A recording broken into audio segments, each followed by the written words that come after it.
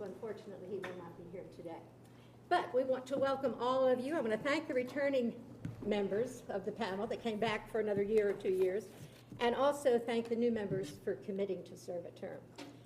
I'd like to recognize and thank KUB Board of Commissioners Adrian Simpson-Brown, who is the chair, Kathy Hamilton, where is Kathy? They're hiding, and Celeste Herbert. But thank them for attending. I'll be facilitating each of our meetings, and my job basically is to keep us focused, ensure that all points of view are heard, and be mindful of our time. Now, for new members, this is the first time that both new members and returning members have been together, and unfortunately, we're sorry we had to move the orientation to post-meeting. So I would like us all to go around the room, and if each of the panel members could just tell us your name, what organization you represent, and maybe just briefly why you were interested in being a part of the panel. We'll start with Yassine. My name is Yassine Tiro. You probably know me as Yassine Falafel. But now we just created another organization called Seed and Bridges. I'm not going to take the time to talk about it, but I will love if you know what we are doing. I got invited by my best friend, classmate, to be part of this. And I usually very busy with the business, but I felt this is very important to our community, and it was an honor for me to have me here and work with you guys with your great work. Thank you so much. I'm Collins. I'm the Union County representative that was appointed to the panel. I work at Bobcat of Knoxville as an operations manager, and my daily walk serves some functions in my community as a city commissioner for the Water and Sewer Board in the city of Maynardville, and the Union County and the City of Maynardville Planning Commissions. And I was asked by the Mayor of Union County to participate because of my love for my lifelong community. Thank you. I'm Cheryl Ball, and I'm the Chief Policy Officer with the City of Knoxville. And my former boss, Aaron Gill, who now works for KUB, asked me if I would serve in this role. And you know, our relationship with KUB is really important. We highly prioritize all of our community partners, but KUB is an extra special one in our and the impact that it has on our community. So. Well, my name is Claudia Mata. I work with Centro Hispano. Our CEO asked me to be part of it, and I'm excited. I work with the community really closely. And KUB has been an amazing partner, has made so many changes for our immigrant community. So I'm so happy to be here. Nice to meet you. I'm John Nolt. I'm a retired professor from University of Tennessee, and I work with the Sierra Club now. I'm replacing Kent Minot on the panel, and hopefully make a contribution. I'm interested in promoting renewable energy. Great. I'm Stephen Smith. I'm the Executive Director of the Southern Alliance for Clean Energy. We're a regional energy policy and environmental advocacy group that does work throughout the Southeast United States. We actually have a long history here in Knoxville and are very interested in many of the things that KUB does and many of the things that the provider for KUB does, TVA does, and so we're very interested in promoting renewables, electrification of transportation, energy efficiency, and we're cheerleading on the sidelines for the cable and the fiber to get it out. We actually just had the folks over at our office to get it installed, and I'm looking forward to getting it at home as soon as they've been laying the fiber in the neighborhood, so I see it on the horizon. Ready to say goodbye to WOW, and we were glad to say goodbye to Comcast, so we're looking forward to that. I'm Barbara Kelly, and I'm the Executive Director of the Community Action Committee, CAC, and we've had a very long-standing and effective partnership between CAC and KUB over decades, in fact, and my particular interest is energy efficiency, utility rates, energy efficient homes, because CAC serves primarily low-income people, and the energy burdens, come hardest on low-income folks. So that's my primary interest. My name's Ty Hall. I'm the Director of Operations at CMC Steel Tennessee. We're the largest recycler by weight in East Tennessee. We recycle scrap into rebar for the construction industry. I was asked by Tiffany to join the panel, and we value our relationship with KUB and also the efforts of TVA and KUB into renewable energy and sustainability long term. So happy to be a part of the panel. I'm Christina Buller. I'm an architect, owner of Dovetail Architecture. I was invited by Sarah Pennell, former board member, representing the architecture community. I'm also an advocate of new dense infill housing in the city. And so the utility efficiency that comes with building densely, that's kind of the area that I advocate for. I'm also on the board of Welcome House Knoxville, which is provides transitional housing for refugees, so a little bit of kind of representing the refugee community as well. I'm Amy Nolan of Regional Enhancement, and I'm succeeding Mike Odom, our CEO, on this panel. So we work with KUB a lot on business expansion, business attraction, but we also work with them on things like digital literacy, how to do internships because they do it so well, creating a workforce pipeline, and they're just a good, have been a good corporate citizen and employer to learn from. We're going to jump back to Catherine. Sorry about that. It's okay. Janet Testerman, I'm the CEO of Young Williams Animal Center and also a former city council member. And I'm just an advocate for KUB, for the programs. I really felt very strongly in our ability in getting fiber passed. And same as Dr. Smith, we had an HOA meeting this week, and they are in our community as we speak. So I'm eager to get signed up and transition over. But I think for just the various programs that KUB is providing for users in their and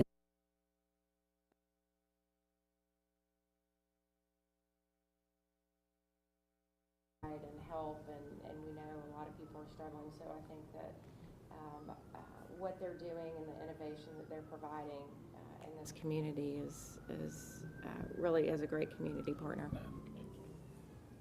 think most of you have met Dave Willis, who's the CEO of KUB, but his executive team is here today. And these are the people that you will see a lot of, because they come to our meetings and they are our subject matter experts. So I'd like them to introduce themselves. And Mark, we'll start with you, John. Sure. My name is Mark Walker, and I am the Chief Financial Officer of KUB. Been here almost 31 years, and about 14 years in my current role as CEO. John Williams, nice to meet you all. I'm responsible for our infrastructure, so our construction, maintenance, meters, and also our compliance. I've been here 25 years. So. Let's jump back to the ladies here. Hello, Erin Gill. I'm the VP of Sustainability and Government Relations. I've been here for 5 months. Good afternoon, everyone. I'm Tiffany Martin, and I'm our KUB's Chief Customer Officer, so I'm responsible for the direct customer serving and community serving departments. And I'm Susan Edwards. I'm our Chief Administrative Officer. I work with HR and Communications, Executive Services, and I've been here 27 years. Jamie Davis, I'm our Senior Vice President of Fiber and our Chief Technology Officer, and I've been here right at 28, 29 years as well. My name's John Gresham. I'm the Chief Engineering and Operations Chief. Been here 35 years. Happy to have y'all here with us. Taylor? Hi, I'm Taylor Crosby. I'm a business analyst in the executive department. I'm the one who emails you all. And he makes sure he gets down all your comments. Yes, It's that's very true. important Yeah. link in our Yeah, chains. that's good. Before starting our program, I'd like to ask Commissioner Adrian Simpson-Brown and then Gabe if they'd like to make some welcoming remarks. Thank you. On behalf of the KUB Board of Commissioners, I would like to begin by thanking you all for agreeing to serve on this panel. You all bring diverse experiences, viewpoints, and expertise to the panel. All of your input is incorporated into the board's decision-making process. and ensures that we are aware of community and stakeholder perspectives. As you see, several commissioners are here today, and you will likely see us again at some point at your meetings throughout the year. That's in addition to reading your feedback when meeting notes are shared with us and when your feedback is shared in the more formal setting of our board meetings. We also ask that you take all of what you learn from these sessions back to your communities to help grow the understanding of the issues KUB and other utilities face. You are our partners in the community and our stakeholder representation. Thank you again for your commitment to this panel.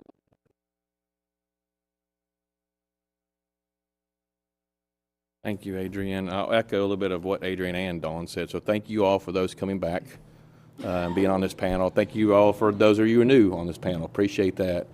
As you will learn throughout the sessions, you know, we really want some input from a lot of different things we're working on. One thing we talk about a lot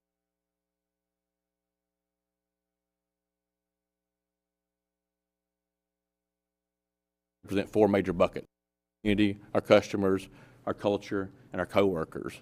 And so when we talk about that, we always blend those things into our discussions with you all. So I want to make sure that you understand that's what we really honor those things and appreciate that. You know, we're a diverse organization. We have 5 utilities. We want to be industry leading energy, water, and fiber optic services. And so we have lots of different hats our folks wear. We've made it through the last month, or I feel like the last year of last month with this events of the area. But our folks did a great job, and we appreciate our community with us as a partner in that. You'll also, you know, part of this group is, you know, you all represent different groups. You've already kind of said that, whether it be nonprofits, businesses, big and small.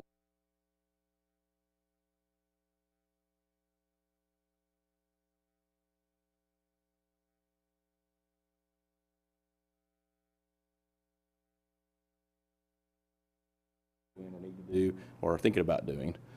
With that being said, you know, just to give you some examples, last 2-3 years, we've heard things like communicate better during outages. So we made a lot of enhancements to our system to get folks to let you know where we're at and how soon we'll get to your place of business or home to fix that. We also got some feedback on things we can do better in DEI. You know, as we said, we want to represent the community we serve. And so how do we retain, attract, and build that culture of a more diverse type of group? And then, as always, a lot of you already said, sustainability is huge for us, me personally. What can we do? What continue to do? Energy efficiency is a hot topic. We want to get more involved in that. Things like that, we want feedback on programs that will actually be attractive to folks, but also something we need to be doing as an organization. And so I want to say thank you for that. Appreciate you all a lot. I want to get to know a few of you here shortly because I'm just meeting you for the first time today. But appreciate you coming onto this group, and we'll look forward to your feedback. Thank you all. Thanks, Gabe. Because we did postpone orientation, I'm just going to say a few words about the purpose of the panel. It was formed by KUB in 2020 to provide input on a broad spectrum of issues on which KUB needs community perspective. And that feedback does go directly back to the Board of Commissioners. Mm-hmm. As they've said, you do have a lot of diverse viewpoints. We don't vote on things, but we try to make sure that we capture everybody's comments and everybody's feedback. In addition to ensuring, as the chairman said, the KUB is aware of stakeholder opinions, it really is important that you take what you learn here and share it with your own stakeholders. And that way we have a better community understanding of what KUB is doing. You've each been provided with the updated community advisory panel structure and our operating principles, which we have on the board over there. We follow these guidelines for each of our meetings. The meetings are open to the public, and members of the public who attend and are interested in speaking to the panel are given the opportunity to do so near the end. All of our panel meetings are recorded and available on KUB's website. I think we are supposed to hit the little button, are we not? Yeah. When we speak. Yeah, I forget it all the time. Yeah. But when you do make a comment, it'd be great if you'd hit the little button. Helps our tech guy in the back. The topic of today's meeting is KUB's inflation response plan. Like many other organizations, KUB is experiencing a challenging period due to rising costs from inflation. Today, Mark Walker and John Williams are going to provide an overview of the plan. They'll provide information on the impacts inflation has had on KUB and potential financial solutions. I touched on the purpose of the panel a minute ago, and the topic of the inflation response plan is a good example of one where KUB can really use your help in sharing this information with the customer segments that you represent. to help raise awareness of the impacts of inflation and the careful consideration they've given to balancing affordability with ensuring safe and reliable utility services. Now, I will ask you a favor, because we have a lot of information to get through. After each presenter, we'll take a little break for questions. Unless you need something clarified, I'd appreciate it if you jot down your questions, and when that presenter is finished, we'll deal with your questions then. Then at the end, I have some specific questions for you about some input that KUB needs. It is possible this session could go longer than 4:30. If you need to leave, that's fine. We will officially adjourn at 5 no matter what.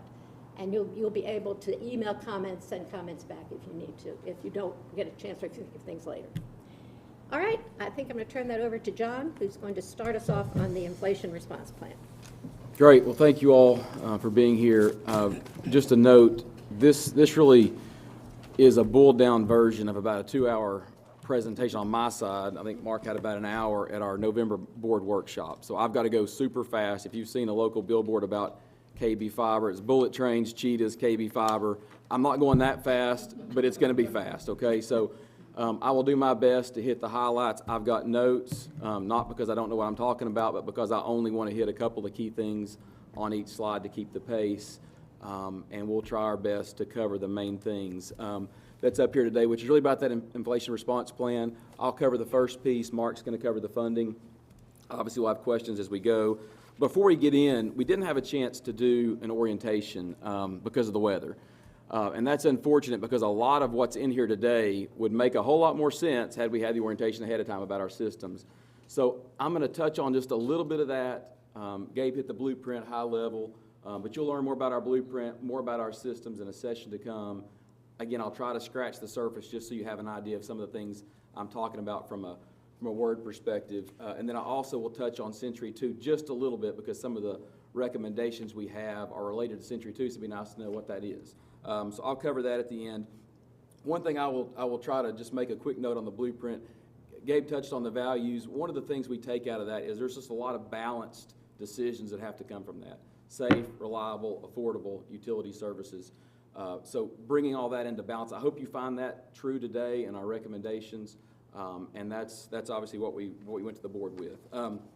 So real quickly, I'm going to go through our systems, and this is the fastest I think I'll ever be able to go through a system presentation. So have about 430,000 residential, 50,000 commercial, and 600 industrial customers. That's the makeup, and that's our general service area, Knox and 7 surrounding counties. When you look at our electric system, I'll give you a real familiarity to the key up here at the top. So you've got the number of customers, 7 counties. That's actually 64 substations. We opened up one at Western Avenue here recently. 5,500 miles of line. Just to give you an idea of context, I felt bored the other day, so I was looking online. That's from here to Athens, Greece. So quite a bit of lines that are out there. And then the top number, Mark will talk some about affordability and rate competitiveness. For our new employees, I pulled this down to talk about what the cost is per day. We buy a lot of things on a daily basis, whether it's food, coffee, falafel, whatever the case may be. And so when you do that, it's good to kind of have a general idea. So $4.19 a day is the average residential cost for electric power within our service area. Moving on to, well, let me give you the geographic boundaries real quick. So to the north is Norris Lake. To the west, Cedar Bluff Road. To the east, essentially the Dollywood exit. And then to the south, Blount County, Sevier. We dip into Blount and Sevier just a little bit to the south. Just kind of give you an idea. It is our largest system by far. On our gas system, right at 109,000 customers. It's mostly Knox County. When you look at the entire service area, Knox County goes a little bit up into here, so we've got some room to expand there. 46 stations, 2,500 miles of line, and about $2.13 a day on that. Natural gas system is largely grown by growth, just from a perspective. If you trying to look at the shape of it, why is it different? It's promoted a lot by development and growth. When you look at our wastewater system, 74,000 customers. It's mostly originally City of Knoxville. It expanded a little bit to the north and east. We have 4 plants that serve the area, about 1,300 miles of collection system, about $2.25 a day for the average customer. On the water system, almost 83,000 customers. Similar footprint as the wastewater, a little bit more to the east. Quick note on that, we also are the wholesale providers to the town of Dandridge and Shady Grove Utility District. We got one water plant. More to come about that. We'll talk more about that in our orientation. We serve about 1,400 miles of distribution piping in our system. And then what I think is the greatest value around, about $1 a day for the average residential water customer to have all the water needs in their home, which is probably cheaper than you can go and buy a bottle of water anywhere today. So it's pretty remarkable. And then fiber. We're not going to talk about fiber today, but we can't talk about our utilities without including our newest one, growing over 6,400 customers. I'm glad to hear, I know Jamie's glad to hear that we're coming near you. We hope you consider signing up when we get there. That system is growing, and really proud of that service and what it's doing for our communities. And those are the areas that we're currently building out in. And when Jamie gets a chance to talk at a later date, you'll learn more about where we're going next. All right, so now on to Century 2. What is it? In a nutshell, it's really an infrastructure replacement program. We have lots of assets, hundreds of stations, lots of assets within those stations that have to be maintained. They all have a life cycle, and it's smart to get ahead of that, do good maintenance on those things, make them last as long as they can, and then right before they fail, replace them so we can keep reliable things in place for our customers. That's really what that's about. So steady, incremental funding over time. It's evolved a lot. I won't be able to talk about that today, but we've used a lot of data-driven analytics to try to help us do things smarter, make our money go a little bit further over time. The pace of work has slowed recently, which is kind of bringing us to where we're at with the inflation response plan. Some of that was even going back to COVID, with some rate deferrals we had, slowed some work we had planned because of the impact those rates may have on our customers. We want to be sensitive to that. Following that, we had some inflationary impacts, which we've all seen, and I'll talk about today more specifically for each system. That obviously lessened the amount of things we could do for every dollar. And then when you compound that with supply chain constraints, even if we had money, sometimes we couldn't get the products or the things to actually do the work with. So all those things in conjunction slowed the pace of our Century 2 efforts. So as we entered this fiscal year, one of the goals that we set forth with the board was to establish a plan to how we're going to address this long term. So some context, and this is going to be helpful. Mark will remind you later of it as well. When we went into this last budget year, we only presented a one-year budget. And the reason we did is there was a lot of uncertainties that were out there, and some, inflation, supply chain, some other things are listed up there as well. And we really couldn't accurately predict, like we normally do, a 10-year plan for the board because of so many changes that were out there. So we committed to go into this process, look at all of our work, prioritize Century 2 work, look at some things, where could we potentially save more, could we cut some things, where are we behind, and also look really closely at those inflationary impacts, which we did. Now, in doing that, we went back to the board in November, as I mentioned, 2-hour workshop on my part. John Gresham covered the Century 2 components. I covered inflation, and Mark covered that. So if there's things that are unanswered today, you're certainly welcome to answer it.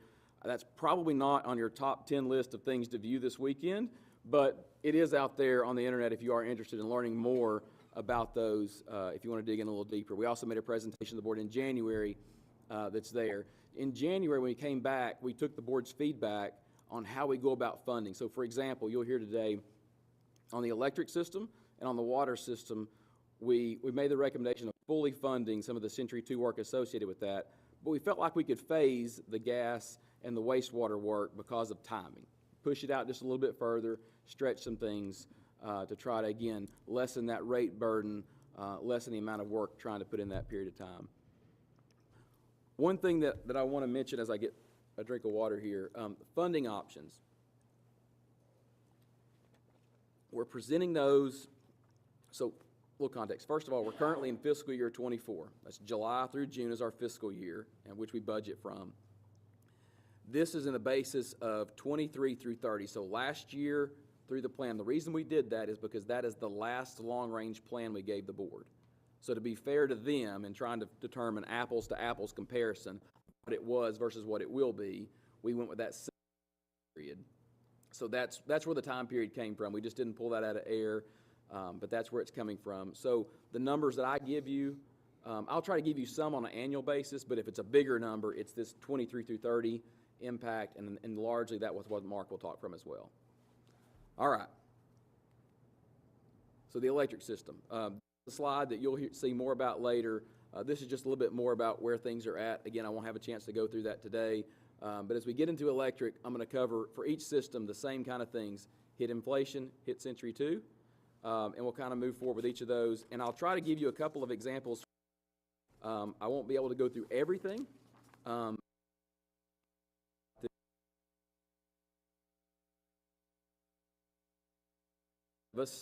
We know what that is. Just to kind of give you a couple of general ideas. So wood poles, 45-foot wood pole is a standard item on our system. Last year we purchased about 750 of those. They used to be about $243 a piece. They're $378 a piece now. And over that period of time from 20 to 24 went up about 56%. That's actually one of the least inflated items that we have in the electric system. The other example, this 25 kVA pad mount, you'll see a lot of those in underground residential subdivisions. It is right there. Used to be about $1,300. Now it's closer to $2,400, 77% increase in cost on those. Last year we purchased about 110. We'd like to have purchased about 250 or more, but supply chain limitations kept us from doing that. So we've been able to get through that piece, but one of the ways we saved money was just not being able to get them. That's an example of kind of how we managed some of the inflation, was just the ability to not be able to get all the orders that we had out there. Also, underground cable, just to kind of give you an idea as well, $243 a foot, $510 a foot, so almost 110%. And we bought about 250,000 feet last year, just to kind of give you an idea. So one of the things from an inflationary impact is certainly the quantity that we buy with the price really exaggerates that inflation. And that's, we've got a lot of buying power, buying a lot, but when you buy a lot, it's obviously comes with a pretty high price tag. So that's the inflationary impact for the electric side of it. So during that 23 through 30 period, we went back and looked at the numbers, would add $110 million across that period of time to the electric system. And those are just a few small examples for our electric system inflation. On the Century 2 side, so I mentioned this is just a steady infrastructure replacement program. We've done a lot of work since the start of Century 2. We started off replacing 2,600 poles a year. This is an electric substation. We began adding in animal guarding. We also replaced out a lot of the components in the structures to make them more resilient. We changed out a lot of our circuit breakers, protection devices on the electric system, and did a lot of improvements during that period of time. As we're moving forward, the substation transformer fleet, which is that critter right there, they're getting older. This is a chart that shows the actual age by period of time there. We have 172 of those throughout our system. The average age is 37 years of our transformer fleet. The expected life is 30. Now, we feel okay with that at that particular point in time because we do a lot of really good maintenance. So if you think about a car, a 30-year-old car is old, but if you maintain it, if you take really good care of it, if you drive it slow, which we do, then you can make those last a little longer than the average thing. At the same time, at some point, that car is going to get a little bit older than what you can maintain. And when you look at the right side of that chart, we've got some that are getting a little bit older. Historically, we've had about one that we've needed to replace each year due to age-related failures that we could see coming. We do a lot of testing, and we can see those failures coming. There's things we can see in that, and so we can get ahead of it. Over the last few years, we've averaged about 3 of those, so it's getting worse. So we can do that. There's 2 challenges with that. One is they're about $1.5 million a piece, so they're not inexpensive. Lead times have really gotten nuts. They've gone from pre-COVID anywhere from 12 to 16 months, and now we're looking at 3 to 4 years. We've had to look at sourcing them from different areas, trying to be really creative to get those. So we presented these recommendations to the board. We wanted to accelerate that from 1 a year to 3 a year to try to get ahead of that. That gets us closer to about a 55-year replacement cycle, which is closer to where we want to get to, and doing it sooner. One of the reasons we want to fully fund Century 2 early is to be able to make those purchases early, because we know we're going to have to kind of get up to speed knowing the lead times on that equipment. Along the way, there's a whole lot of other things I won't go into that are specific here that were covered in the board meeting. Transmission infrastructure, that's the infrastructure that links together our in-feed stations where you get power from TVA. Those are connected in a bit of a spider web to have some resiliency. We can move power throughout the system. We also have wire capacity improvements needed. Over time, we sized the wire to serve the load that's out there. As we've connected our system in better ways, provide more reliability, we need the ability to move power around, and when you do that, you need more capacity to make sure there's no constraints along the way.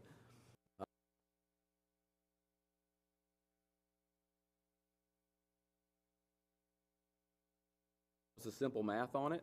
Over time, that was one of the things that we slowed down some. We're closer to 1,500 now a year. We're wanting to ramp that back up to about 2,200 a year, which is the additional cost you see there. Underground cable, same thing. It's got a lifespan. We want to make sure we get ahead of that. And then grid modernization is a little bit of a larger bucket related to sustainability. It's related to resiliency, technology moving forward, battery storage, some things we can do to better manage and optimize the voltage on our system, some things that Mr. Gresham's really excited to get into to provide us some better ways of increased reliability and energy efficiency on our system. $133 million related to fully funding those Century 2 improvements that are there. And I'll have a slide at the end that kind of adds everything up before Mark explains the funding scenarios behind all that. Natural gas. Again, won't get into this details, but I'll just jump right into the inflationary impacts. The one thing I want to point out here is, just as a good example, residential gas meters. That's something that most gas customers can identify with. In 20, $76 each, jumped up to $171, quite a bit of a price increase. Purchased about $700, again, supply constraints on that. So lower inventories in that, in large part because of the steel metals required in the manufacturing process, slowed that down. That's one thing I do want to draw attention to, because there's some new technology in gas metering we have not pursued in the past because of the price difference between the two. Because this particular meter has gone up so much in price, those prices are now converged. So one of the things you'll see toward the end, actually I think it's on the next slide, I did it in a different order for the board presentation. When we get into this next one here, you'll see one of the recommendations is a conversion to the new metering technology, which allows us a little bit more connectivity like our other smart meterings systems that are out there, a little bit more flexibility, some leak control, a lot of things that are there that helps us identify issues sooner in a more safe and reliable way. Some other things that we added in the Century 2 work was some improvements with our gas stations. Some of that's regulatory driven, that's there. We need to push out in the plan to make sure we tackle those. The other thing too is trying, again, leaning more into sustainability, making sure that the gas stays in the pipe. And one of the things that when you replace pipe with new pipe, there's this transitionary period of time where you've got gas in the old pipe and you've got to put gas in the new pipe, and it's got to go somewhere. Historically, a lot of that was purged to air, the old pipe, the old gas, and it went in there. We've gotten better now at technology where we can actually move the gas from the old pipe over into a temporary storage facility and then put it back on the pipe without any loss of gas to atmosphere, which is good. We want to keep it in the pipe. That's where it belongs. And so putting some money toward that is important to us. And then there's some other things that are in there as well, all totaling $39 million. Now, when we get to the final slide, you won't see $39 million in the slide. You'll see 31, I believe, because that's that phased approach. When we presented this to the board, again, that's one of the options we looked at was how can we phase that. And how we did that was some of these gate station improvements could actually be pushed out a little bit further in the plan, which is what we did. Same with the metering, I believe. All right, moving right along. on the water system, inflationary impact. So a couple things here. First one, you can't really see this very well. The intent's just to see that the lines are going up and the blue line went up even more. So these are chemicals that we use in water and wastewater treatment. The blue line is the sodium hypochlorite. That is the primary disinfectant we use for water and wastewater treatment. Over that period of time, it went up 146%. So just kind of putting it in perspective, water and wastewater chemical budget, when you go back a few years, about $2.5 million a year. It's now at about $4.1 million. So chemicals just in daily in treatment there. And then the other things, just other signs and symptoms of inflation that are on there. I won't belabor those. 54 million total in water system inflationary impacts during that period of time. On the Century 2 side for water, again, this is one of those that we were recommending to fully fund. We had done a lot of work. I mentioned we have one water treatment plant. We've done a lot of work over time. Currently, we're involved in a $65 million filters project at that plant.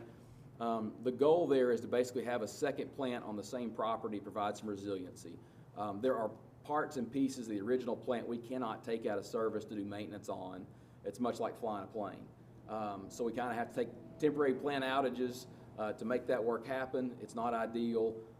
Ultimately, we're building some redundancy in there so we can do better planned maintenance, have some more resiliency for our community for water supply. So a lot of money going in there. When we did that, we intentionally slowed pipe replacement down some. It was a conscious decision in how we're managing our money. Unfortunately, during that same time, the inflationary impacts and other things slowed pipe replacement down more than what we were comfortable with. So part of the recommendation here is to increase pipe replacement by about $2 million a year, which moves us from about 9.7 to 12 miles per year, which gets us more closer to that 100-year replacement cycle for water pipe, which is about how long it lasts in a perfect world. And a good example of trying to get ahead of that, this is Cumberland Avenue. We've had some problems there the last few years. We almost had a problem there this past week. And this pipe is 102 years old. This one is. Some of it's 104. We got some early on when they did the Cumberland Avenue Streetscapes project. We got a lot of that out then ahead of time when it was, I guess, in its 90s. So we've tried to stay ahead of that. This was in our long-range plan. It decided to act up a little bit sooner than what we hoped. And so we've got it, that and other projects we're trying to push forward to prioritize those things, because it's a lot better to do that proactively from a community disruption perspective, for one, but also from a cost perspective, to make sure we do that proactively as opposed to reactively. And then the last system I'm going to talk about is the wastewater system.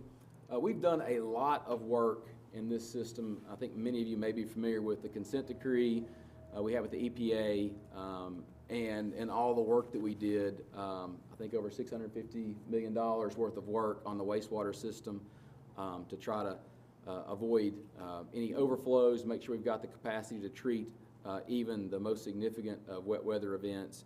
So the wastewater system, from that perspective, is operationally in pretty good shape.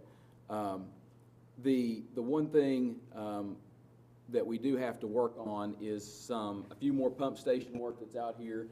And I'll give you an example of the inflation that's hit us on some of the pump station work. So Holston Hills Pump Station, that's actually not a picture of Holston Hills Pump Station. That's just one of the newer pump stations we had. I just want to give you an idea of what that construction looks like. When we began planning that project, it was early 2022. 30% design, which is a pretty good idea. It's a good place to put a budgetary number for us. Estimated about $2.1 million for that project. By the end of 2022, we had 100% design, and we were confident it was going to cost about $3.2 million. And then when we bid it, it came in at $4.1 million. Just to kind of give you an idea, in the span of about 12 months, the project doubled. And then what's really unique to us, that 21% or $840,000 is really about the price change that happened in a couple of months between the final estimate we got and the bid price. So And the bid price, one of the things I want to point out is that that reflects some of that labor shortage that we're all seeing in the contracting community. Labor prices, in addition to supply prices, has gone up a lot because being able to get skilled labor is difficult. It's tough. And so to get that is costing more money as well.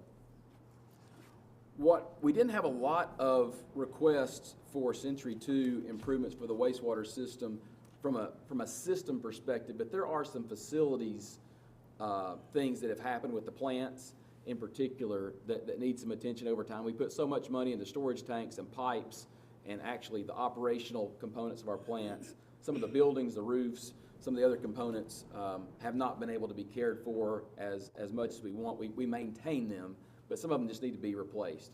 And so part of what you'll see in here, in particular, some of the 10.4 at Kauai, which is our largest wastewater treatment plant off Neyland Drive. And then this one is a storage tank that we're going to need at one of our sites just to handle increased flow in that area over time that's in there. Again, this is one of the ones that after making the recommendation to the board, we gave two different options. We came back with a phased approach on that one. Some of those facility improvements we're going to spread out a little bit more over time. So instead of the $23 million that you see up there, what's in the plan is actually going to be $6 million, what's recommended. So trying to wrap up as fast as I can, this is the combined numbers that we shared with the board. This is what we shared with the board in January, right? That is correct. Yeah, so, and this reflects both the full recommendations and the phased. So full for electric and for water, phased for natural gas and wastewater. When you look at everything across the systems, $276 million in total inflationary impacts, again, from that fiscal year 23 through 30, that 8-year period, and then $184 million on the Century 2 work to try to get that back on the right pace so we can sustain that. Utilities is really about the long-term view. These assets last 50, 100 years, and it's important that we get back on track and begin investing in those now so that we don't leave somebody else a really bad place years from now. So with that, I am happy to answer any questions that you may have before we turn it over to Mark to talk about more about the funding. Yes, ma'am. Amy. The inflation number, is that, so that's just the cost above what you've already projected? Yes, ma'am. And how did y'all come up with that anticipated cost? I mean, how do you know that it's not gonna go up even more than that? Well, we're hoping inflation moderates a little bit. That's a great question. If inflation continues to rise, then that will not be enough. Our plans, correct me if I'm wrong, you estimate some normal inflation in our planning on a year-to-year basis. We project that, but nothing like we've seen. So if it goes back to what a more normal inflationary environment would be, this plan will cover it. If it continues to rise like we've seen in the last 2 years, we're going to be short. Now, at the same time, what we try to do anytime we make recommendations to the board is hold true to that as long as we possibly can. And so we feel like this allows us enough opportunity to be able to get ahead of the work. If we look back 3 years from now, 4 years from now, and the inflationary environment is not normal, then we may have to have some additional conversations. It's a great question. Steve. I mean, just a point of curiosity to build on that point. For those of us who are looking from sort of the outside in broadly at inflation, obviously the Fed has identified that inflation is slowing down. You had the Fed meet yesterday, and they're like holding, matter of fact, they're now anticipating they may actually drop the interest rates, say in May. And there's a lot of data that's building that's showing in a lot of sectors there's marked reduction in inflation. Are y'all seeing that manifesting in your more recent activity in the market to see, are those trends manifesting, or are y'all in some sort of unique bubble that inflation is holding higher in a residual way, or are you tracking with these broader trends and you're beginning to see inflation back off and that there is a projection that we are over the worst of it and we are on that downhill side? I think from a pricing of goods, it's moderating some. And from a positive perspective, some of the supply chain constraints we experienced are lessening. So those are all good signs. Now, there's still some very unique, bizarre things that our suppliers run out of that make no sense from time to time, but those are anomalies. So we're seeing it slow some. The bidding environment has improved a little bit. Some of our pricing we're getting on our bids has improved. For a little bit of time, it was, kind of close your eyes and hope that maybe you get a good bid. Now it's starting to be a little bit more normalizing a little bit. So we're hopeful that it will be a little bit more normal going forward.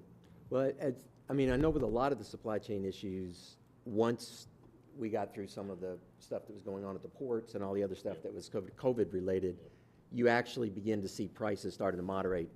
I did an addition on our home insanely in the middle of COVID, which was I paid a lot more than I should have.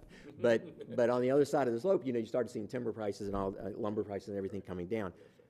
I assume that y'all are beginning to see those trends also, right? We are. Because the supply chain seems to be normalizing. Now we'll see what happens in the Middle East. Prices, I wouldn't say the prices are, they're stabilizing. We've not seen a reduction yet, but they're stabilizing. If that's fair?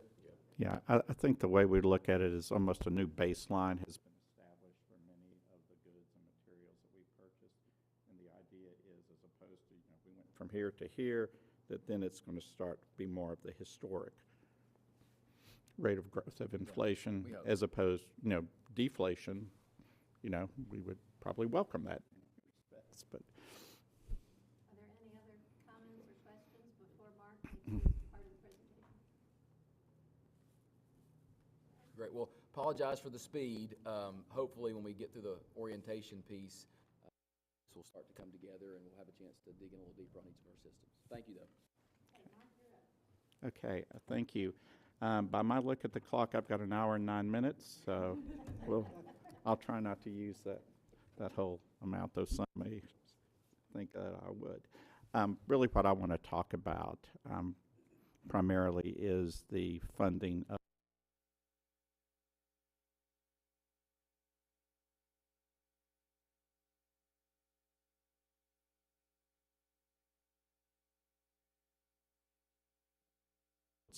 and we'll talk about that in a few minutes.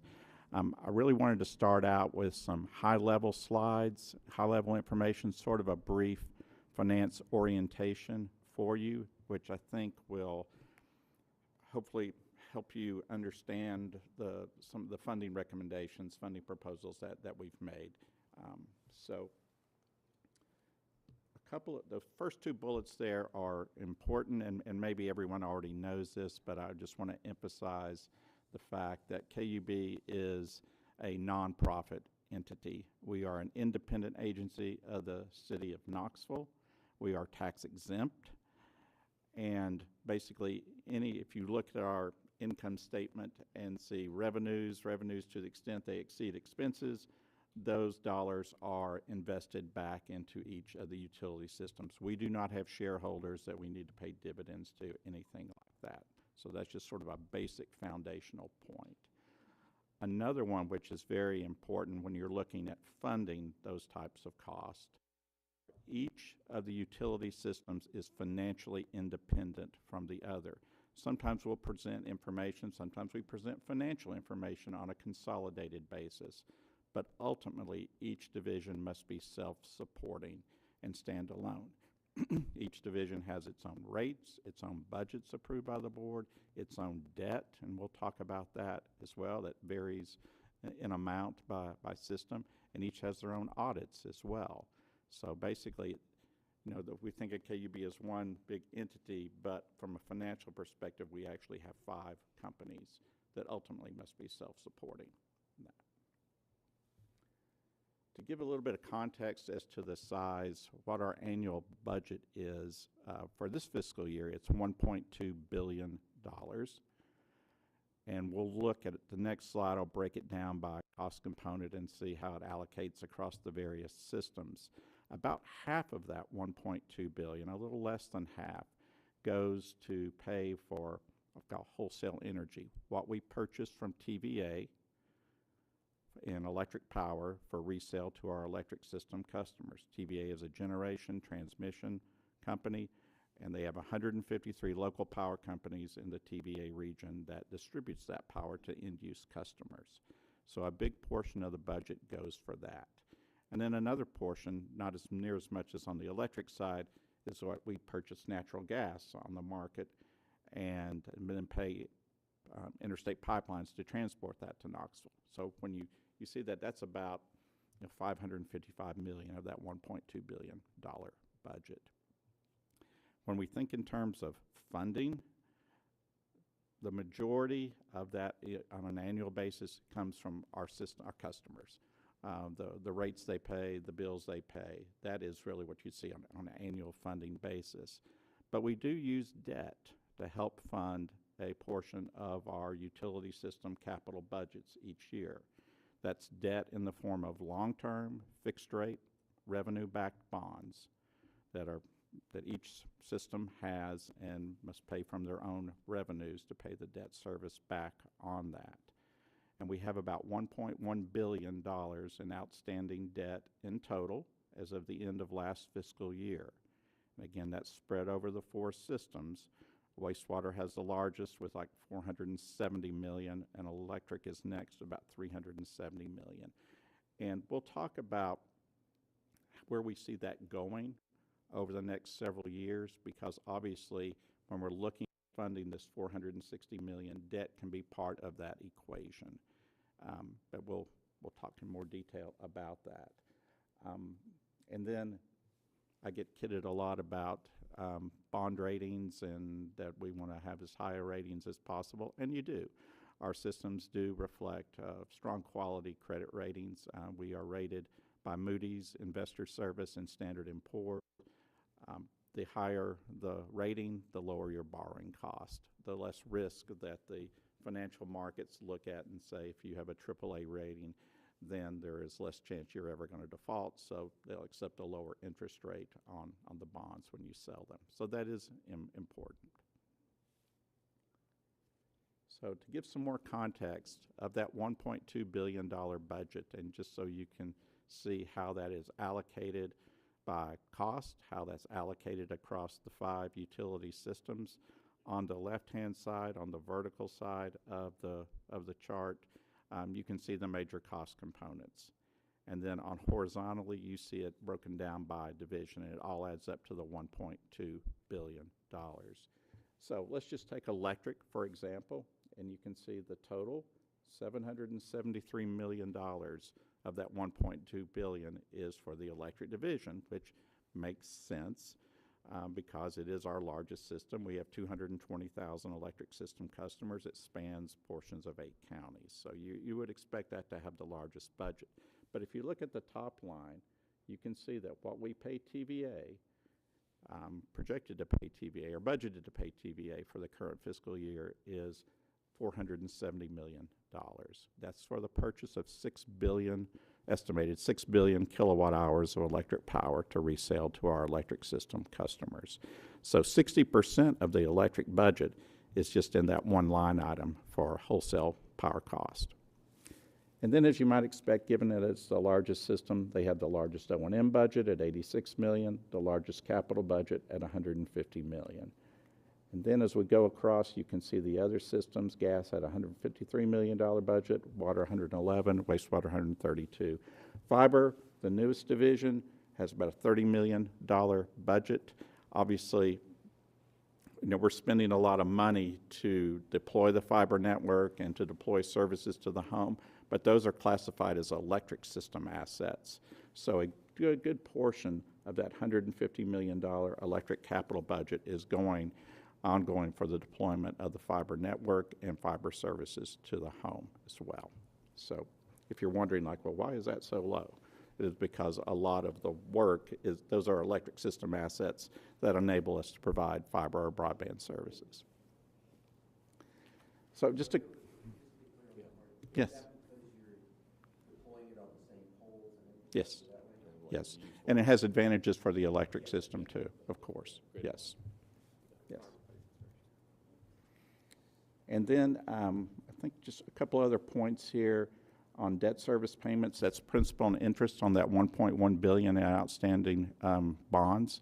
And you can see that's almost $100 million per year. And about half of that is the interest cost on the debt. And then 43.8 million, 44 million for taxes and tax equivalent payments.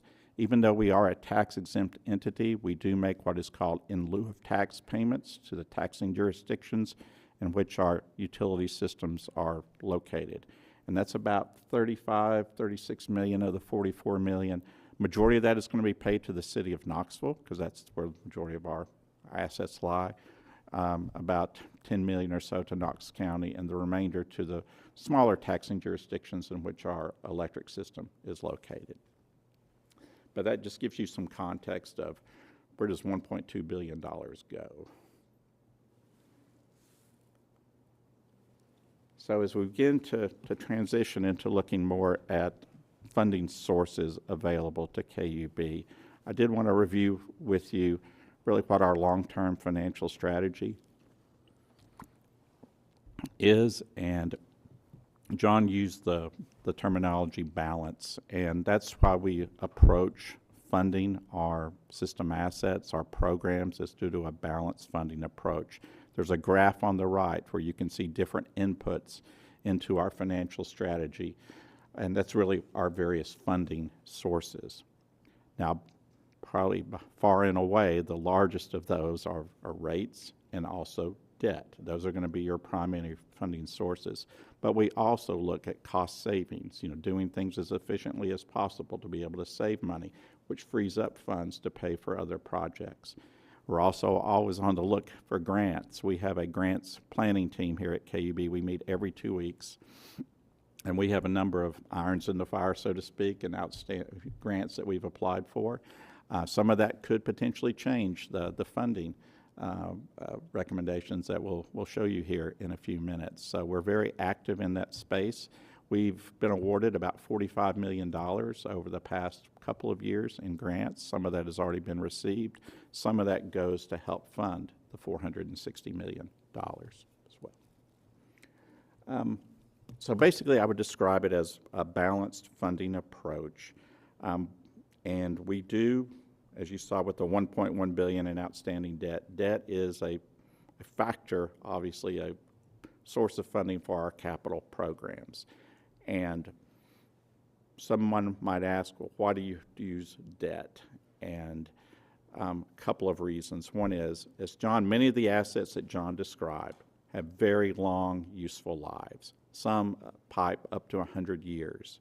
So those are assets that are going to benefit and be used by both current and future customers.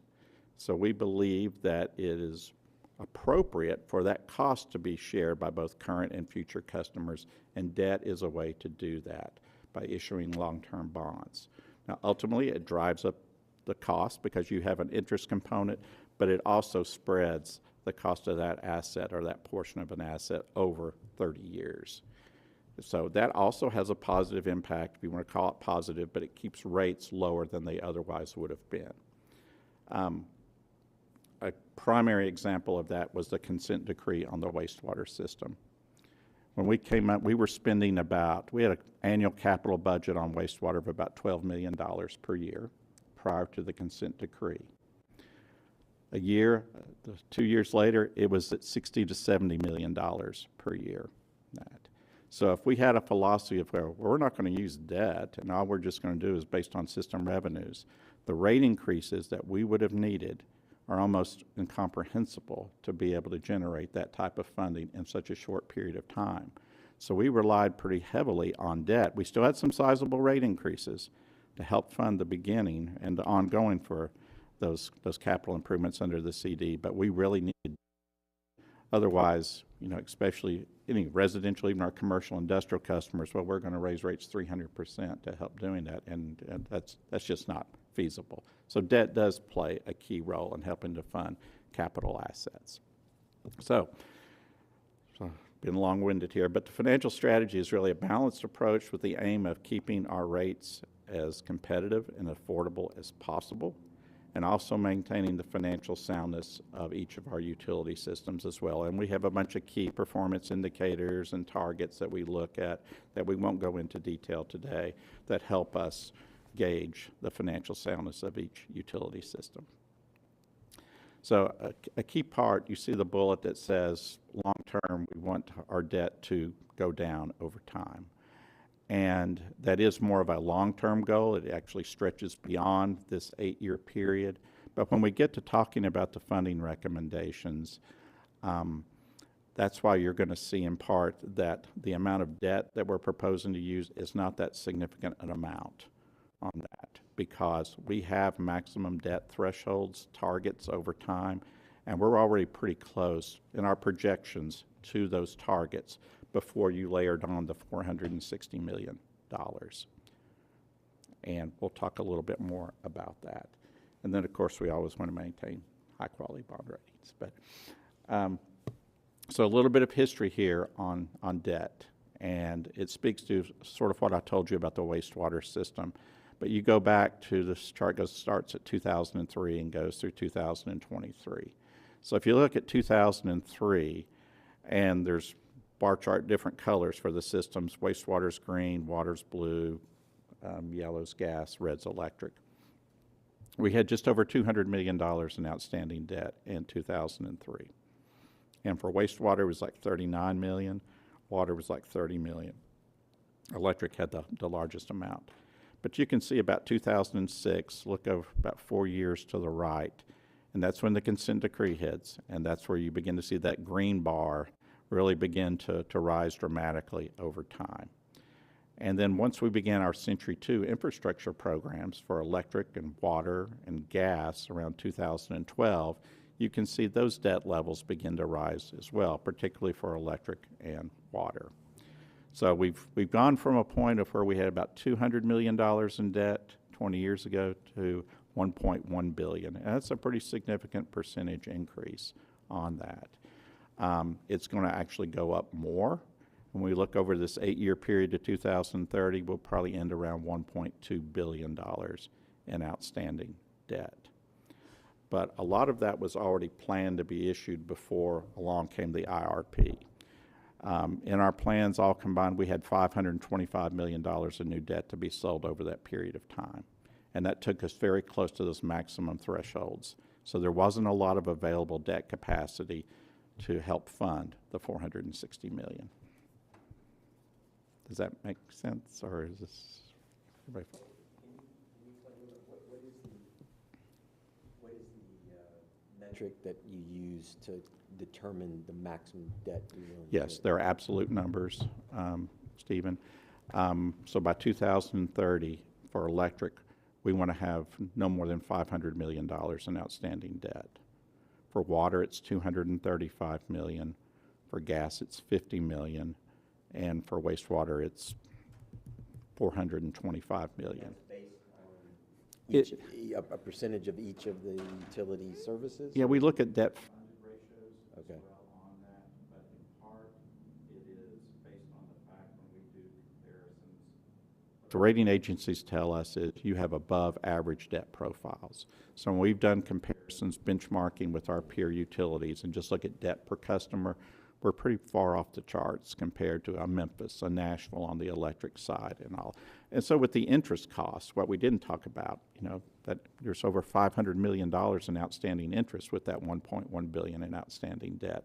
So part of that is just setting those debt things. So even though long-term we want it to go down, for electric and water, it's going to go up. And in fact, electric will actually, before the IRP, electric was going to peak at $540 million.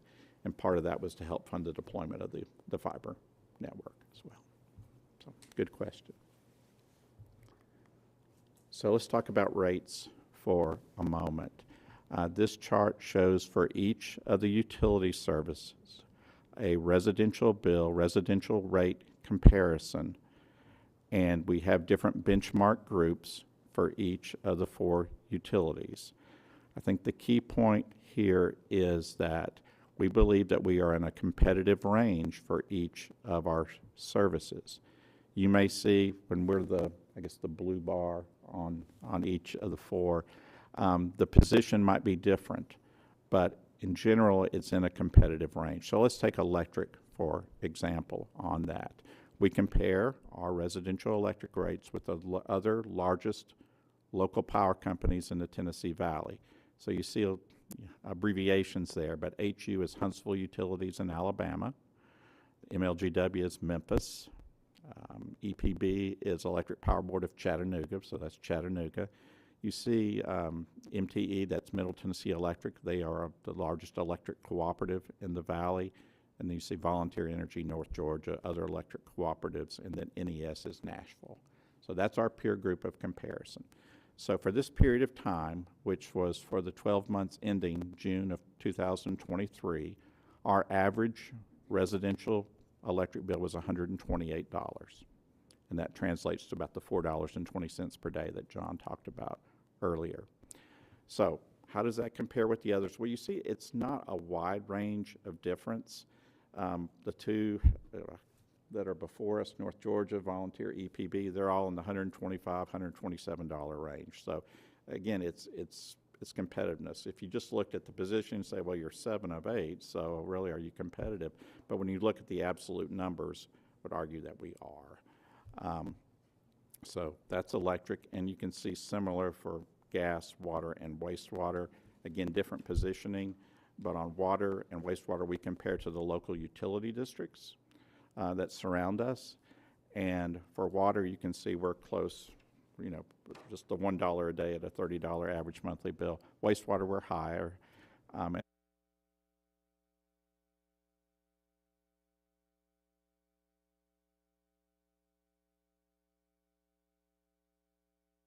So now we're going to transition in.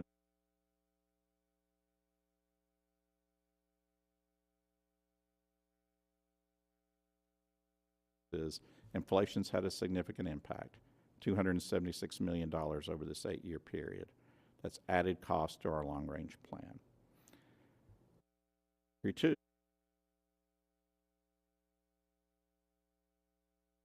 $184 million over that. So there you get your $460 million. So when you look at your primary funding sources, though, if you remember those key elements in that graph, all of those elements play a source in helping to fund this, but it is debt and rates that are the big ones. And as we talked about, our debt capacity based upon our target goals for 2030 is somewhat limited. And you'll see that here in just a minute. So you turn your attention to rates. And there are proposed rate increases as part of this. What I would call somewhat good news on water and wastewater because of different funding sources, we're not having to change our rate increase forecast from what we showed the board back in 2022. There's still rate increases for water and wastewater, but they haven't gone up to help fund the water and wastewater share of the $460 million. The same is, it is not true, that same comment does not apply to electric and gas. You are going to see electric rate increases that are new, that weren't previously planned, because we saw that the majority, that $243 million in new cost over 8 years for electric. And then gas, you're going to see a slight elevation of previously planned increases and a shift forward by 1 year as well. So I know that's a detail, but same chart that John showed that shows the breakdown by system and by inflation in Century 2. So again, our challenge is $460 million over 8 years, and you can see the amounts that were needed by system. So the next slide shows what our proposed funding approach for this is, what we've discussed with our board. And I'll walk through this sort of slowly, but we'll begin with electric. Okay, so we have $243 million we need to find to fund those costs over that period of time. Debt, I know it looks like a paltry amount, but it's $5 million. And that's because, based upon that target level I talked about of $500 million by 2030, we essentially were already there. before the IRP, before inflation and the increase in Century 2. So there really wasn't much available debt capacity to use on electric. We also have $15 million in grants that have been awarded over the past year or so, so that goes to help fund. And then we have what I call updated revenues other, where we've looked at all our revenue assumptions, our sales assumptions, our customer usage assumptions, and some other sources in there, and there was a lot of puts and takes. We included in there our estimated savings under the flexibility, expanded flexibility we have with TVA. That's all embedded in that number, and it comes out to be $10 million. The actual sales revenue update was negative. The power supply flexibility savings actually turned that number positive. And I know I won't go into a lot of detail. I won't go into detail on that. I know some of you know what I'm referring to, but that will be the subject of future panel meetings. We'll talk more detail about that. So, but for electric, bottom line is adjusted rate increases are going to provide the majority of that funding at $213 million. We'll talk about what those percentages are here in just a moment. 8 years. Right. Yes, sir. Yeah. For gas, $73 million. We did have some available debt capacity in gas, $17 million of it. That leaves about $56 to be funded. Updated revenue forecast provides 10, but change in rate increases provides close to $50 million of that. Water, a bit of a different story for both water and wastewater. You can see water, $68 million we need to find, $32 million from available debt capacity, so that's about half. And the rest of it is you got about $5 million in a new grant and $31 million for updating our revenue and sales projections. So both water and wastewater, you see that revenue item. Those dollars are, especially relative to those systems, pretty significant. And that's a result of reassessing our customer usage assumptions, our customer growth assumptions, and we're seeing greater than anticipated growth in our prior plan on commercial customers, in particular for water and wastewater services, and also the amount of volumes that they use in water and discharge back into the system for wastewater. So those go a long way to help fund those dollars. So you can see, particularly for wastewater, $64 million in an updated revenue forecast. And that is not just something that we're just saying, well, we hope that happens. It is based upon what we've seen over the last 2 to 3 years in historical trends. We just needed to update those projections from what we had in 2022.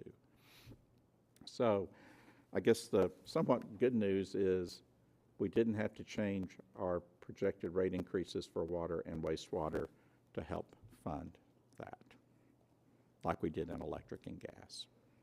While we're on this chart, under the fossil gas, updated revenues, what's the source of the revenues, updated revenue relative to fossil gas? The source of that is looking much like water and wastewater.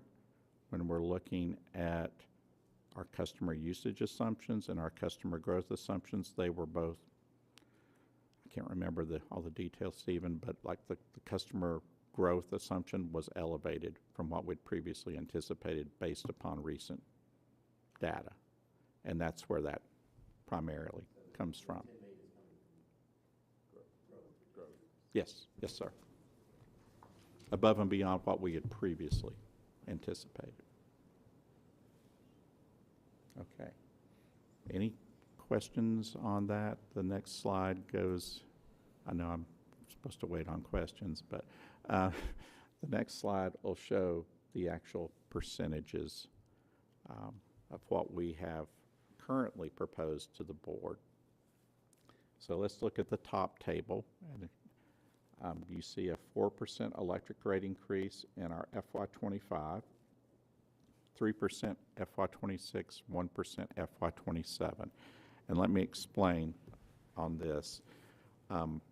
Historically, prior to the pandemic, when the board was approving rate increases for Century 2, they would do 3 years at a time. and we believe that's a good practice. In fact, our business customers in particular, our larger business customers, have provided us feedback over the years that they'd rather have smaller increases over a 3-year period as opposed to, well, raise electric rates 15% one year and don't have to do it for several years. So, that part of this decision-making is based upon their feedback. So you can see this is just for the next 3 years. If we showed a full plan out to 2030, for all of these systems, you would see other rate increases as well. But we're only proposing for the board to adopt the next 3 years. So again, you see for electric 4%, 3%, 1%. The effective dates for those were proposed to be April. So it would be April of 25, April of 26, and April of 27 on the electric side. Gas, you see 3% increases.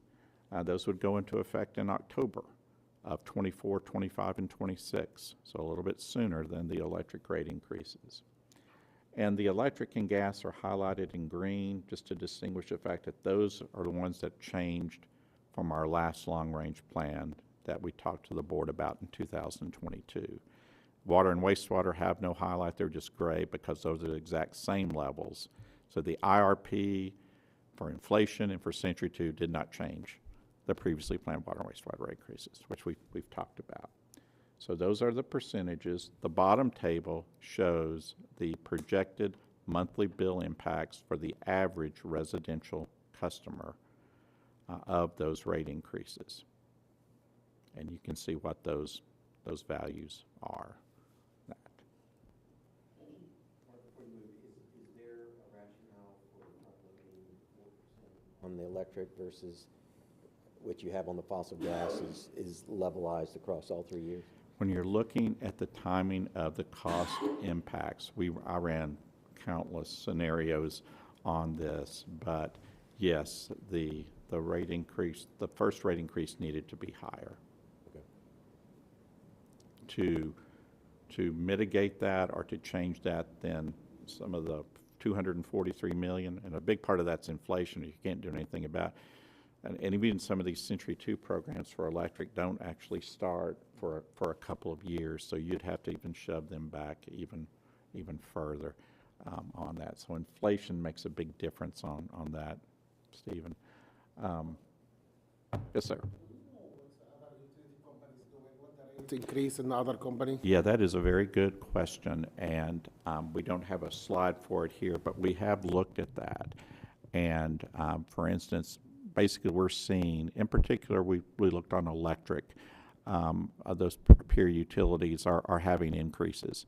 Memphis recently had a 12% rate increase over a 3-year period approved, but the co-ops, Chattanooga, Nashville have all requested or have had rate increases approved here recently to help combat inflation. I can't really speak to their version of a Century 2 program or that, but it has become very commonplace because it's the electric industry, though we've seen it impact our other systems. You've seen from the numbers, electric has just been impacted more so than the other utility systems by inflationary pressures.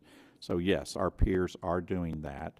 When we talked to Standard & Poor's last about water rates, they said that what they're seeing across the nation from municipal public water systems, they're seeing an average rate increase of 6% per year, which is what ours happens to be on that. So yes, it is all over. Yes. Yes. I guess my concern is it's happening all across the country. Perhaps the national level assistance programs will be reflected if it was something that was more narrowly, Right. confined to a smaller group, then there would be no big response. But if this is something which is happening nationwide, in all likelihood, we'd like to think that some of the utility assistance programs would reflect, excuse me, comparable kinds of increases. We certainly hope that is the case. I think in part, it's probably also driving many of the grants and funding opportunities that are available for energy efficiency and for rebate programs, such as we've talked about before last year with the panel. I think that's probably a driver as well for that. But just for pure customer assistance from LIHEAP and the water equivalent, that you would hope to see increased funding levels for that. Of course, one thing that we continue to do is have our home weatherization program. That's sort of one of our flagship customer programs, so to speak, where we have $2 million of annual funding for that but inflation has obviously hit those materials too, so we can't do as many homes, you've seen that as well, as we used to be able to do with $2 million. But still, we look at every home that we can do, even though it may cost more than it previously did, is a big help on that. So we certainly continue with those investments.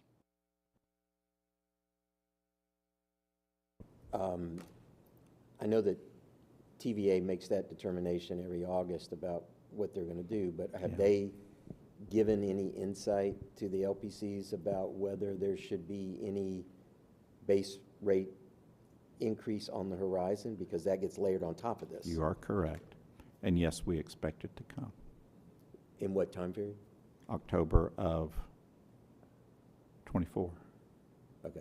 So they've signaled to you there's likely a base rate increase in October of 24, which is ahead, because they're on the yes, it'd be 6 months ahead of this. Yeah, their yes. FY is different from yours. You're correct. Okay. Yes. Incorporating fiber in this conversation, but I feel like I remember a slide in the fiber plan that there was a 7-year rate increase to help with the rollout of the fiber implementation until it, had a high enough adoption rate and became more self-sustaining. So is that incorporated into these rate increases for the actual? Those rate increases, you're correct, Janet, and that what we had shown at that point in time was we needed 3% electric rate increases. The last of those goes, and then after that, before inflation came knocking, we didn't see the need for rate increases for 5 years or so after that. So we had a 3 and a 3 and a 3. The last of those goes into effect in April of 24.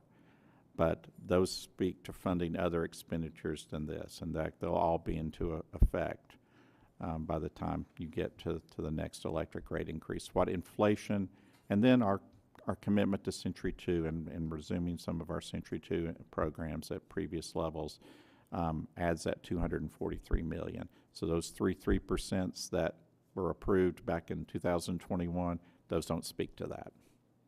That's why these are needed. Mark, do you have just a couple more slides? Yes. Sorry. Yes. Here's our timeline for the IRP, and to play off what maybe John said, that we really began work on this back in certainly the spring of 23, almost a year ago, and we divided up into teams across the company to look at both, make sure we got inflation impacts captured, and then at the Century 2 programs, and then where we might be able to save money or grants, et cetera. We had a number of teams.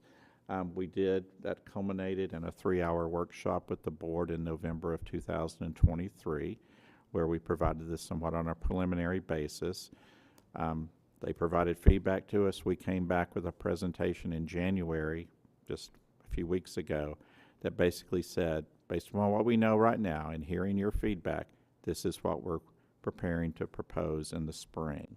Obviously, we wanted to share this information with this panel and get your input, your feedback, and provide that to the board as well.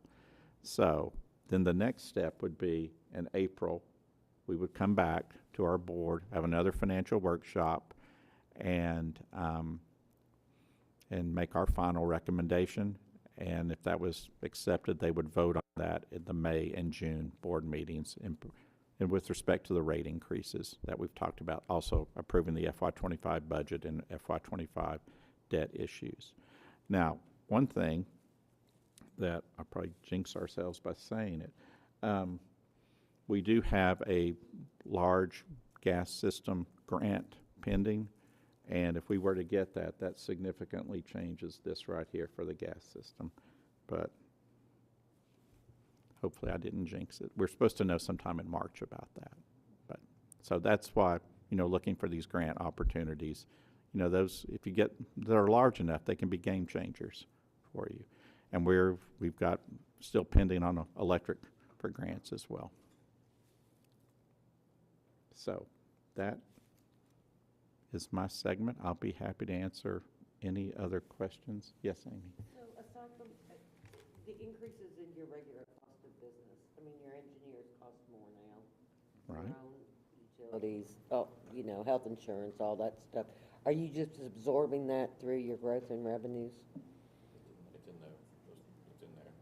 It's in there as well. That's in play. It's all in there. Everything's Yeah. overhead, O&M, all that's considered in that. Yes, when we talked about inflationary impacts, John gave, examples by the system, but also impacted that is cost of labor. Yeah, because your labor costs go and way up. health insurance and all of that's all embedded in there. Yes, that's correct. Other questions, Isaac? New member question. Are we sent these presentations via email after? That is one thing I wanted to ask you. Yes, we do send you electronic versions. And one of the questions I had for you is what you need, what kind of materials you need in order to share this with your own stakeholders. So would you like a copy of the two presentations? Yes. Yes, sir. As a business owner, I know what you're talking about exactly, and we've been through it since the corona. But what other option you have other than increases? I'm very sure you talk about other options. What other option? Do we have any other option other than increases? Do we look in like all of our overhead? In the business, like we all have overhead. Did we look all at our overhead? We can fix anyway, like anything you can do. And just like you say, each company, each service has their own self-efficient, and that will increase your cost. Oh no, like if the water service has their own team, people, and like manager, all the stuff. Yeah. The electricity, is that creating a lot of overhead? Oh no, actually it's helping to lower the overhead. Actually, what we've been able to do over years is consolidate many of our operations. If we went back 20, 30 years ago, when I talk about, it wasn't just necessarily on a financial basis, but the utility systems were really almost separate companies from an operational basis as well. So over the decade of the 90s, a lot of consolidation occurred in that regard, which saved a lot of money over time. So what you're referring to there, we've already been down that path. Now, there's obviously, for plants, and you have different water plants, wastewater plants, you're going to have employees that are dedicated to that particular service. But in many ways, like in our underground construction and other areas where we've done some consolidations, we've been able to realize a lot of cost efficiencies from doing that. I mean, to some extent, back in the day, you had your own administrative staff for each division, and it was just, it led to a higher staffing level than you needed. And then when you consolidated many of those things, you had somebody who could do administrative work for this system, this system, this system, and this system. So, yes, but as part of our, when we divided into all those teams and we looked at ways that we could save money, and that was factored in somewhat. It's just as we talked about, there was no way we're going to be able to save our way out of this. To look at. So yes. In business, I believe, you save money or you try to make money. So we need, during my visit to Chattanooga and with Stephanie, I was so surprised of like how a great fast internet the mega city Chattanooga did, brought all these businesses to Chattanooga. It's like the question is what KUB can bring something nobody have, will make Knoxville different, and will make the city help us. You used to be in the city, not anymore. We make the city work out, help us, but make KUB make money in the same time. It's like this is what I always dreamed of after seeing Chattanooga and what the fast internet did to them. So it's like I know the Viber gonna be great, but I think as a KUB, you guys can do something. Makes Knoxville for something, you know. It's like this is why we come in for Knoxville for KUB work or something like that. Yeah, that's a good point. The more, especially larger customers you could attract to this area through various means, then that helps. Because, you know, like CMC, you know, large load, large margin customer, that helps take the pressure off rates for everybody. So yeah, good question. Any other comments or questions? Yeah. Steve? Yeah. I want to, I think, give a little feedback. I am making the assumption, I think Gabe and I talked a little bit about this before, but let me just solidify that assumption, that these rate increases on the electric side are going in the variable rates and not Yes. in the fixed. And I meant to add Yeah. that. I failed to say that. I Okay. apologize. For all of the residential rate increases, they're all being applied to commodity. None, for Okay. electric, gas, water, and wastewater, none of those percentage increases are going to be applied to what we call the customer charge or the basic service charge. Right, okay. Yes. And again, I applaud you for doing that. I think it's the right thing to do. I mean, any rate increase is always difficult for some customers, and I fully appreciate that. But I think it does send the right market signal. I think it's what needs to happen. If you're going to do it, it obviously you get the revenue. So we support that. I think that, you know, we anticipate that there will be rate increases. So you know, from our organization's perspective, rate increases, you know, are have to be dealt with. I think that the whole notion of how this increases the energy burdens on customers, I know we don't have time in this segment to dwell into that, but the whole concept of what y'all are doing, what we've all been working on encouraging more of, I think becomes important, because one way to moderate rate increases is we don't pay a rate, we pay a bill. Correct. And a bill is rate times consumption equals what you write the check for. Right. So if we're paying attention to the consumption side, you can moderate the customer impact. Yes. And so I think that's really important, particularly for the ones that struggle the most. So organizationally, we're not going to oppose the rate increase based on the way you're describing it, but I do think that we need to, you know, have that follow-on conversation about how do we continue to grow the programs related to, you know, how to moderate that consumption so that the bill is what people write the check for. Yes.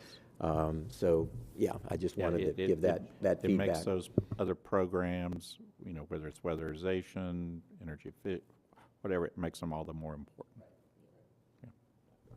If I could, one thing, Isaac, to your point as well about copies of things, we want to make sure everybody knows from a board perspective, everything that's out there presented to the board, all the slides, the 2 hours worth of wonderful stuff about inflation in Century 2 and the funding assist, all those slides and all that video content is out there on our website. If you want to look at that in the meantime, you're welcome to have that as well.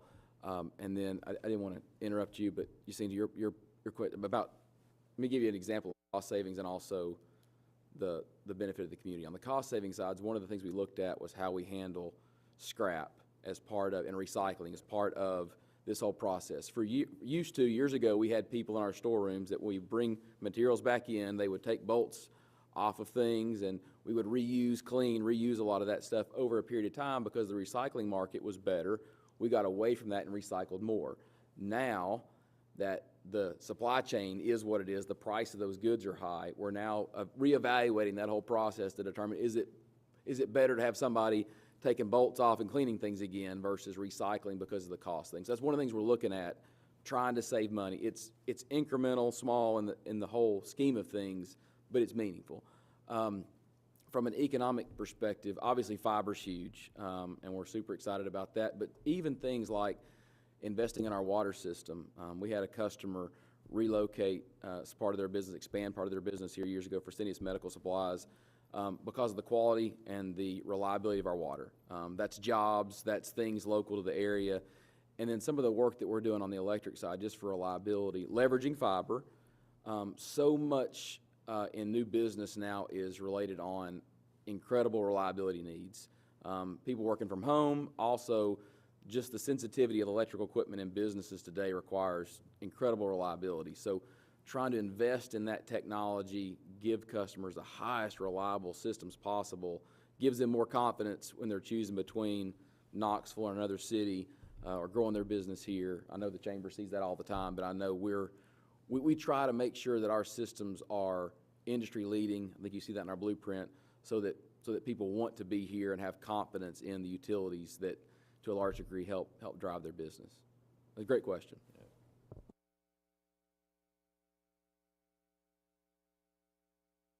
Oh, I'm sorry.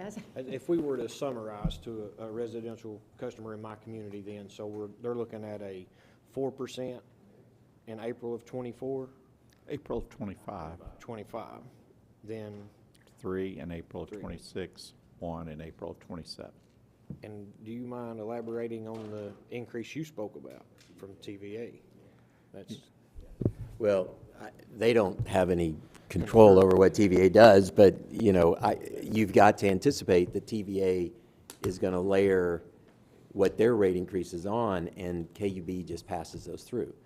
Yeah. So yeah, so that is going to be additive based on what TVA does. And are those rates different? Or the rates are different for commercial customers, I would assume then? Yes, that is correct. All we've talked about here is from a residential basis, and obviously the commercial business customers are going to see a similar type of increase. Those rates would be similar? Or, excuse me, the increases would be similar in percentage? Yes, what we're talking, when we see it up here, it is looking at it from a system perspective. But yes, it will be somewhat similar. You know, we look closely at our largest commercial and industrial customers' rates and how they compete, or how competitive they are across the valley, and that's also a factor into the level of the percentage increase for them. Thank you.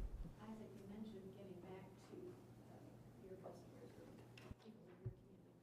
And I don't think we're going to have time for that today, but we did want to ask you for input on how this can best be explained, because it is complex. And it is an issue that is always of interest to customers. So we'll get back to that, but be thinking about that. And then if there are materials that you need in addition to the slide presentations that you can, I'll make sure you get those electronically, that you can forward either to your staffs or your customers or your stakeholders. And Amy, did you have another question? Well, it wasn't about this, but I just wanted to comment. I apologize for being late, and I don't know your reliability. And I was just going to say how impressed I was during the cold snap, the reliability of the electrical system. I didn't hear any complaints, and I actually heard a lot of compliments about KUB delivering reliable service during that time period. So kudos to you. I'll just say thank you. Yeah, I'll say we had a lot of really good people working around the clock, ready, making a lot of repairs quickly that did happen. We did have outages, we did have main breaks. They were less than anticipated, which is always wonderful news, and I think just shows the hard work that our folks put into it every single day. I mean, some of the pictures I was seeing from the crews that were working main breaks at 3 degrees at 11 o'clock at night. It's one thing to be cold from air and wind at 3 degrees, but to be cold also from water is a whole nother game. So we really owe a lot to our folks who did a fantastic job and did it safely. So really, really appreciative of them. Kudos to them. Thank you, Amy. And this is Amy Midas, who is returning board member, by the way. You will be sent, for the new board members, you will be sent minutes of the meeting. And certainly let us know if there's anything that's incorrect.